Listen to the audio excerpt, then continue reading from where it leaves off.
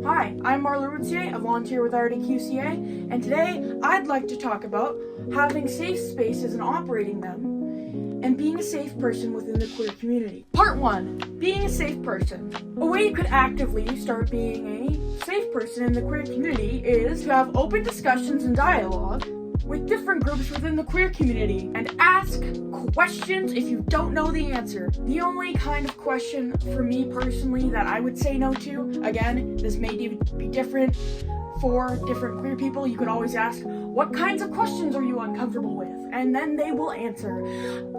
Questions I am uncomfortable with personally are anything about my medical history and anything about my sexual orientation or sexual life.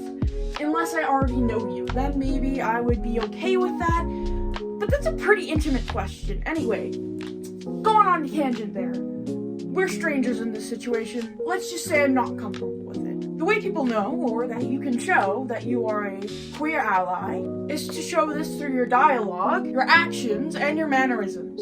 Some people even show their allyship by wearing a pin. It can be an ally pin, a queer-coded pin, or just a queer pin in general.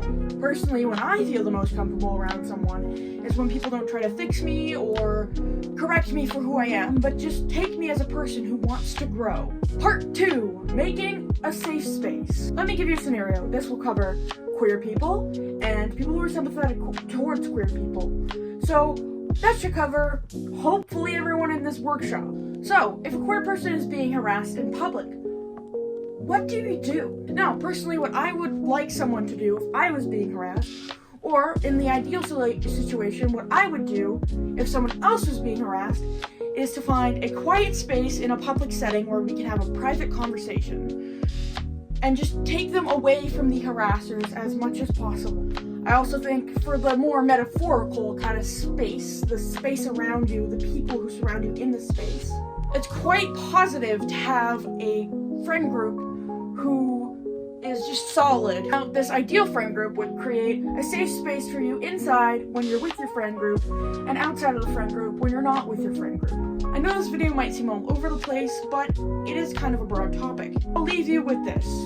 A conclusion. If you are a safe person to be around in queer spaces, safe spaces will come. I hope you learned something here, and I hope the rest of your day goes well. Bye!